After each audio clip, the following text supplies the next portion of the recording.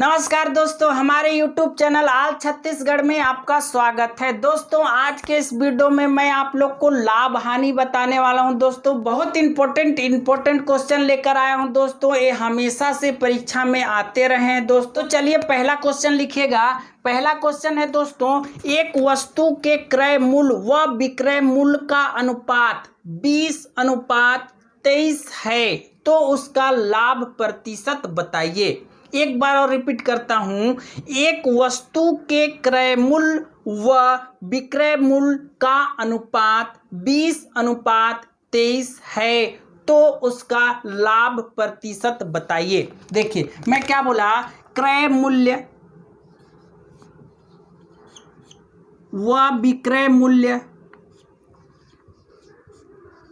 विक्रय मूल्य का अनुपात कितना है, 20:23 है। ठीक है, तो उसका लाभ प्रतिशत बताना है। मतलब इसमें क्लियर कर दिया है क्वेश्चन कि लाभ ही होगा, लाभ प्रतिशत बताना है। ठीक है, चलिए तो इस टाइप के क्वेश्चन में दोस्तों बहुत लोग क्या करते हैं, मान लेते हैं कि माना कि 100 रुपया उसका विक्रय मूल्य था, माना कि 100 रुपया उसका क्रय मूल्य था। लेकिन इस ऐसे क्वेश्चन में ऐसा बिल्कुल नहीं करना रहता है। देखिए मैं बताता हूं कि क्रय मूल्य जो है ना, क्रय मूल्य और विक्रय मूल्य इसी को एक क्रय मूल्य के जगह में है, विक्रय मूल्य के जगह में है। तो 20 रुपये हम लोग अनुपात को ही 20 रुपये क्रय मूल्य मान लेते हैं और इसको 23 रुपये विक्रय मूल्य मान लेते हैं। तो मान लीजिए कोई वस्तु को अगर कोई व्यक्ति 20 रुपये में खरीदा है और उसको 23 रुपये में बेच देता है तो उसको लाभ होगा कि हानि होगा? लाभ होगा ना। 23 में बेच रहा है 20 का वस्तु को, 3 रुपये का लाभ हो रहा है। ठीक है, कितने का हो रहा है, 3 रुपये का लाभ हो रहा है इसको, 3 रुपये का। ठीक, तो हम लोग को बोला है कि इसको प्रतिशत में बताइए। ठीक, तो प्रतिशत हमेशा क्रय मूल्य से ही निकालते हैं। मैं पिछले वीडियो में भी बताया था आपको, क्रय मूल्य हमेशा क्रय मूल्य से ही प्रतिशत निकाला जाता है, क्यों ना उसमें हानि हो चाहे को लाभ हो। ठीक है, देखिए ये क्या करते हैं, मतलब 20 रुपये का कितना प्रतिशत, 3 है। 20 रुपये का कितना प्रतिशत, 3 है। ठीक, यहाँ लिखता हूँ। देखिए तो यहाँ पे लिखूंगा 20 रुपये का मतलब होता है गुणा, कितना का मतलब होता है x, प्रतिशत का मतलब होता है 100 और बराबर में क्या हो जाएगा, 3 हो जाएगा। 20 रुपये का कितना प्रतिशत है, 3। ठीक, तो 20 पंचे हो जाए, 20 से कम 20, 20 पंचे कितना हो जाएगा, 100 हो जाएगा। ठीक है, तो यहाँ पे तिरिया गुणा हो जाएगा। यहाँ लिखता हूँ मैं x/3 और x बटा कितना है, 5 और यहाँ पे है 3/1 मान लेंगे, कुछ नहीं है तो बराबर है तो तिरिया गुणा होगा। ठीक है, तो यहाँ लिखता हूँ x बराबर कितना हो जाएगा, 15 हो जाएगा। मतलब इस सौदे में इसको 15% का लाभ होता है। 15% मतलब 20 में खरीदा, 23 में बेचा, 3 रुपया का उसको लाभ हुआ, तो उसको हम लोग प्रतिशत में निकालेंगे तो 15% का उसको लाभ हो जाएगा। ठीक है, चलिए अगला क्वेश्चन नोट करिएगा। एक वस्तु के क्रय मूल्य व विक्रय मूल्य का 4/5 गुणा है तो लाभ प्रतिशत ज्ञात कीजिए। देखिए क्वेश्चन लिखता हूं मैं यहाँ पे, एक वस्तु का क्रय मूल्य व विक्रय मूल्य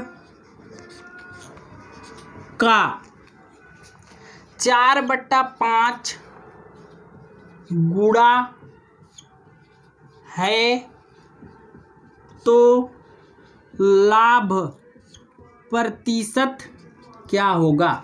इसमें बट्टा में दे दिया है, किसी वस्तु का क्रय मूल्य व विक्रय मूल्य का 4/5 गुणा में है तो लाभ प्रतिशत क्या होगा।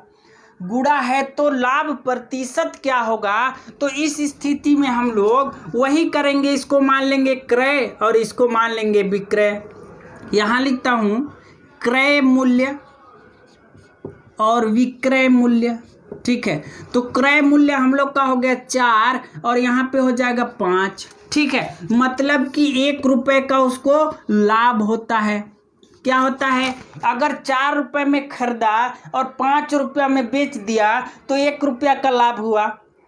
ठीक, लेकिन इसको अगर प्रतिशत में बताना रहे इस एक को तो हम लोग क्रय मूल्य से हमेशा बताते हैं, मतलब 4 का कितना प्रतिशत है 1।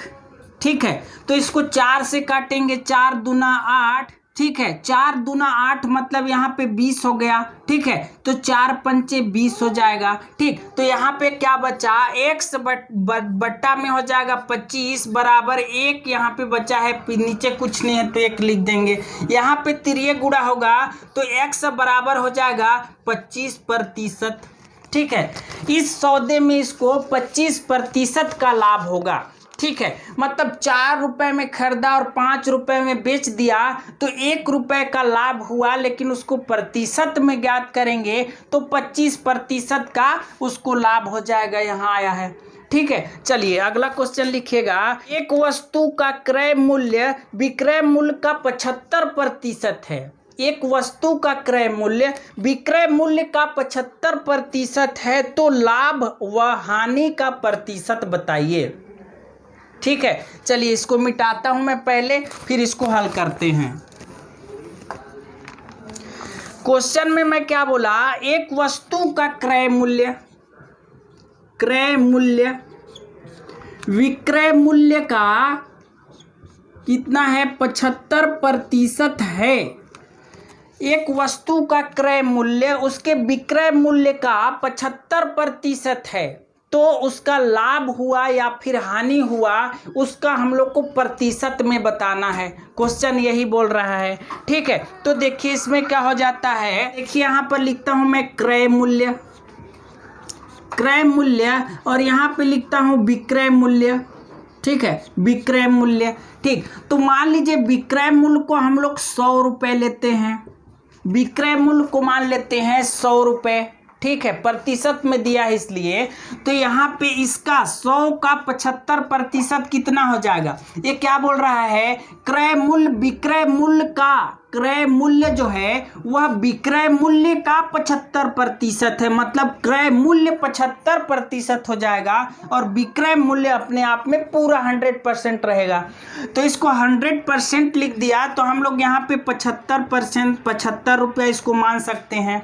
वो इसलिए क्योंकि विक्रय मूल्य मैं बताता हूँ, हम लोग का विक्रय मूल्य 100 रुपये है, तो 100 रुपये का 75% अगर निकालें तो क्या आएगा, 75 ही ना आएगा, ये 75। ठीक है, तो उसी 75 को मैं मान लिया कि क्रय मूल्य क्या है, 75 रुपये है और विक्रय मूल्य मान लिया 100 रुपये है। 75 इसलिए माना क्योंकि क्वेश्चन में दे दिया है कि क्रय मूल्य का विक्रय मूल्य का क्रय मूल्य 75% है। ठीक है, इसलिए तो हम लोग का क्रय मूल्य 75 हो गया, विक्रय मूल्य क्या हो गया, मतलब हम लोग बोल सकते हैं कि कोई व्यक्ति 75 रुपया में कोई सामान खरीदा, उसको 100 रुपया में बेच दिया। 75 में खरीद के 100 रुपया में बेच दिया तो उसको लाभ कितना हुआ, 25 रुपया का लाभ हुआ ना, उसको 25 रुपया का शुद्ध लाभ हुआ। ठीक है, तो इसको हम लोग को प्रतिशत में बताना है कि कितना प्रतिशत होगा, तो हमेशा क्रय मूल्य से निकालते हैं। देखिए 75 का यहाँ पे लिख देंगे, 75 का मतलब गुणा होता है, हर बार बोल रहा हूँ मैं।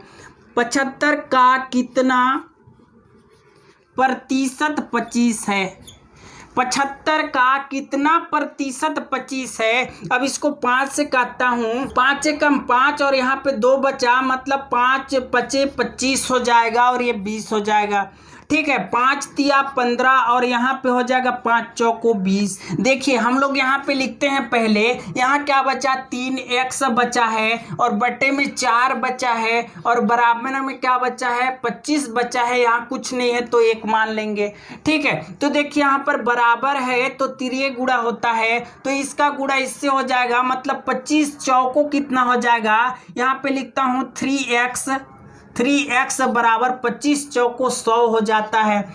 ठीक है, यहाँ पे कुछ नहीं है, मतलब गुणा में है, तो x बराबर हम लोग का हो जाएगा 100 बटा, इधर जाएगा उस पर जाएगा 3 तो भाग में हो जाएगा। अब इसको हम लोग काटेंगे, 3 तिहाई 9 हो जाएगा और फिर 3 तिहाई 9 हो जाएगा, 1/3 हो जाएगा, इतना प्रतिशत आंसर हो जाएगा। x बराबर क्या हो जाएगा 33 सही 1/3 इसका आंसर हो जाएगा। 33 सही 1/3% का इस सौदे में इसको लाभ हुआ है।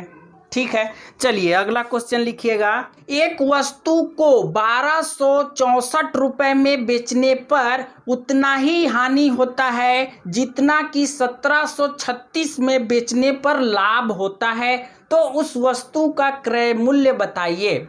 ठीक है, नोट करिएगा आप लोग, मैं बोल रहा हूं कि एक वस्तु को 1264 रुपए में बेचने पर 1264 रुपए में बेचने पर उतना ही हानि होता है जितना कि 1736 रुपए में बेचने पर लाभ होता है, तो उसका क्रय मूल्य बताइए।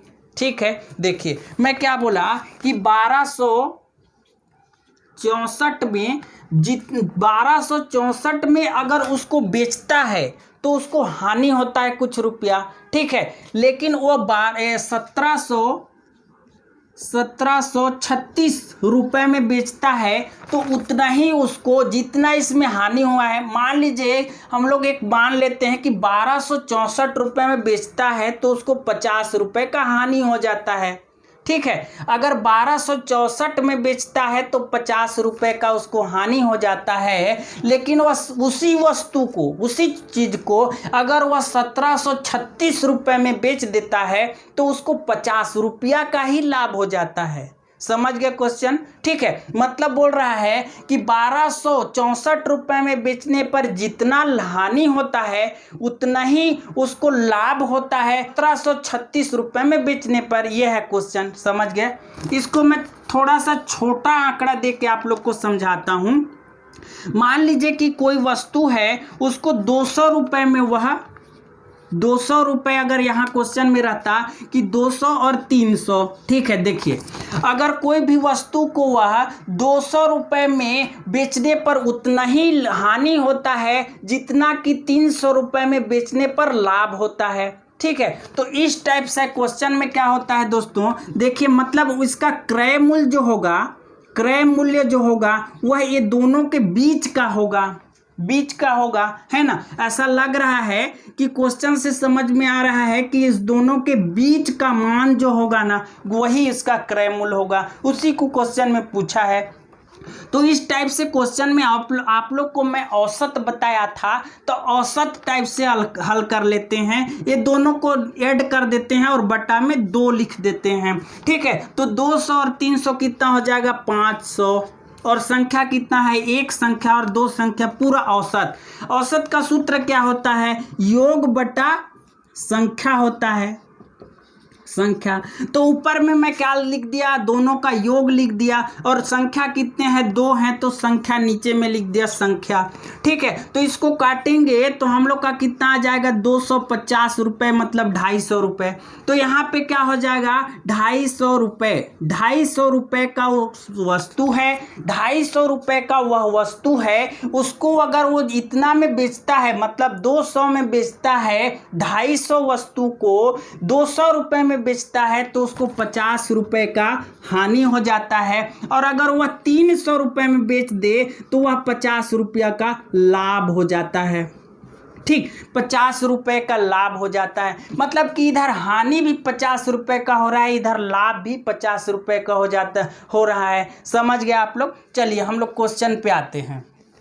मैं ये छोटा आंकड़ा में क्या किया था, दोनों को जोड़ के और जितना भी संख्या है उससे भाग दे दिया था। तो हम लोग इसी टाइप का इसको 1264 और 1736 को जोड़ देते हैं, तो ये कितना हो जाएगा 0 हासिल 1 6 10 0 हासिल 1 और 7 8 9 10 0 और ये 3, मतलब 3000 हो जाएगा। इसको जोड़ेंगे तो 3000 हो गया, और संख्या 1 और 1 2 है। ठीक है, तो इस 3000 को हम लोग 2 से भाग कर देंगे तो कितना आ जाएगा 1500 रुपये।